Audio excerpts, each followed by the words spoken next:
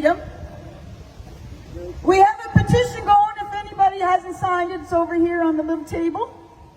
I also still have some t-shirts for sale if anybody wants one.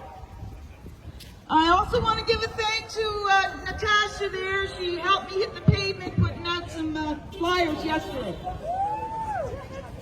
Right now, we are currently finding ourselves in the midst of an economic, political, and social shift like no other. A shift ushered in solely through the promotion of fear and lies about COVID-19. Now we are offered the latest solution from public health that follows in their tradition of using social control to control public behavior with the vaccine passport. They are finally promising the same familiar message: this solution will end the pandemic, while forgetting that each previously deployed solution had negative costs. Canadian law has long recognized that individuals have the right to control what happens to their bodies. No society can truly be free when its citizens are denied the most basic of human rights. No order or government mandate supersedes your guaranteed rights to work, assemble, worship, see your family and loved ones, nor to force you to have anything stuck into any part of your body without your 100% consent. People should not be required to have a particular medical procedure before they can go about their day-to-day life. Granting special rights for the vaccinated, you could easily see a situation where it's created discrimination, prejudice, and stigma when the public is rewarded or punished based on their level of willingness or obedience to the public health rules. Many Canadians feel that they have had their charter rights and freedoms bypassed. Instead of feeling respected, many Canadians feel violated. Rights and freedoms do not become less important during a crisis. They become more important. It will be very frustrating to have a freedom that we once enjoyed partially offered back to us with strings attached. What Canadians really want is not a piece of paper, but to be able to live out actual rights and freedoms in their daily lives and not have these rights violated by government. Our government is scapegoating, demonizing, and vilifying the minority of unvaccinated individuals. Vaccines passports will only split the population in the do's and don'ts, the wills and woes, and is likely to lead to an even greater polarization and greater deeper social division. At a time when collective action and solidarity are more important than ever, that's the last thing we need.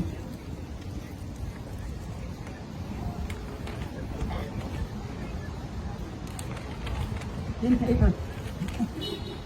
These vaccine passports were built on massive misinformation campaign to instill fear in order to advance the global agenda for mandated vaccines and gain financial and political control over Canadians. Additional concerns are whether vaccine data could be used for other unintended reasons. The first step is to tell you you need a vaccine passport. The drive to get as many people jabbed as possible is not about the jab itself, but it's about getting as many people signed up to the vaccine passports as possible. And the more people who have their passports, then the more viable the shift towards digital ID becomes, transporting their credentials into new digital ID wallet. The really dangerous bit of any centralized ID scheme is the database that sits beneath the surface. Privacy is a value that many may want to keep and maintain. The Federal Privacy Act states that it is unlawful to violate the privacy of another person. There is no obligation at law requiring anyone to divulge the nature of their medical condition with anyone. Personal health information, as its name makes abundantly clear, is personal, meaning it does not need to be disclosed to others, meaning that a person does not need to answer a question regarding vaccine status. Expecting a person to answer fails to recognize the information as personal. The accelerating to implement the vaccine passport in response to COVID-19 will become permanent. Even though governments promise the solutions are temporary, this program is by no means temporary. It will be permanent. First on a provincial provincial level, then federal. The flawed documents seem destined to be part of our long life after the reason for their existence is gone. What may appear to be temporary public health measures could risk embedding permanent digital ID infrastructure without our full consideration of the consequences. Vaccine passports will outlast the pandemic. Governments will begin merging services together, including vaccine passports, your health card, the MSI, your driver's license, and banking for convenience. Everything will be on one card, a QR code. Your vaccine status will then merge into one card, all on one digital ID. This merger of programs will inevitably lead to the implementation of a cashless society. Cash is the only truly anonymous payment instrument in the sense that it allows Canadians to make purchases without sharing any personal information. Losing the ability to make payments using cash raises privacy concerns. The disappearance of cash would eliminate a choice available to Canadians. Mandatory vaccinations and digital health passports have nothing to do with public health and everything to do with social control through digital identity schemes that determine which goods and services a citizen can access. We must be prepared, people. Be prepared for what is coming. A cashless, controlled world by governments who only seek power, control, and money based on a virus that has an average of less than 1% deaths.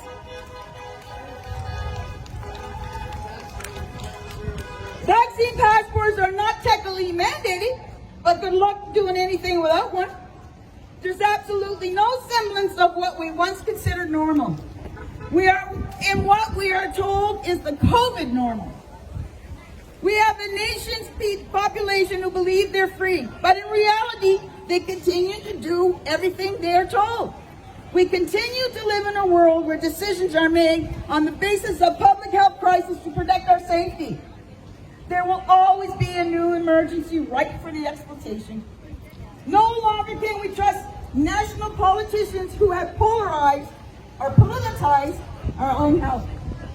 The globalist agenda is for a complete makeover of society under a technocratic regime of public and private collaboration that wishes to dictate how the world is run from the top down, leveraging invasive technology to track and trace your every move while censoring and silencing anyone who dares to not comply. Tracking everyone is their real goal. Now, on September 24th, Dr. Strang said he'd like to see 80% of the population with 2 doses coverage. A level he said is needed to protect against outbreaks of the Delta variant. He has been saying all along during these phases of reopening that keep changing, the province would need to reach 75% double vax. You see, they will not stop until they have 100% vaccinated. Now, on September 29th, Premier Houston said, "We simply cannot remove all restrictions. Keeping our masking policy and implementing a vaccine policy for certain sectors. Our vaccination rates are not high enough, people. People who can't get vaccinated, there will be a process for you to prove that. Good luck with that one. But for the rest, time is up. There will be a clear choice before you." What does that even mean? Is there a perceived threat in that statement? The Minister of Health, Michelle Thompson, said, "We will be implementing a vaccine mandate for some sectors in Nova Scotia. The new vaccine mandate will apply to those who work with our most vulnerable, including elderly, the sick, and children who cannot be vaccinated. If not fully vaccinated, meaning 0 or only 1 dose, they must participate in an education program. And they have until November 30th to become fully vaccinated. If an employee is not fully vaccinated by November 30th, they will be placed on unpaid administrative leave." What kind of education program are they talking about here? She further said, "We have about 60,000 Nova Scotians who have chosen not to get vaccinated. We need everyone to be vaccinated to protect our most vulnerable citizens, our healthcare system, and our economy. Everyone, they want 100%, people. They are coming for our children, people. They will never be satisfied, and these restrictions will never end. Now, our Chief Medical Officer, Dr. Robert Strangler, said, "We can't fully relax, even if we're fully vaccinated." Ain't that something? I asked, what is the point to all this? He continued, "We need to all limit the number of close social contacts that we have, especially outside our families and work, and keep mandatory masking in indoor public places as we battle the fourth wave." This unelected doctor said, "We've done all we can to encourage people to get vaccinated voluntarily to protect themselves and others. What steps we need now to take now need to be stronger." At 75% of the entire population fully satisfied was always a minimum target. And we need to keep going until our vaccination rates are even higher. The health of our province and our citizens depend on it. You see, folks, they want to get 100% voluntary because 75% was always a minimal target. They say there will be a clear choice before you. What choice is that? Take the jab or face an education program? Take the jab or lose complete freedom? This is their definition of choice. Mandating a vaccine or face those consequences. We need to maintain our sense of justice, our sense of critical thought, and our hope for a better future that we can be the architects of. If we give into this government mandate now, we're giving into a future of digital tracking under a globalist United Nations umbrella, which leads to a social credit score system now present in China.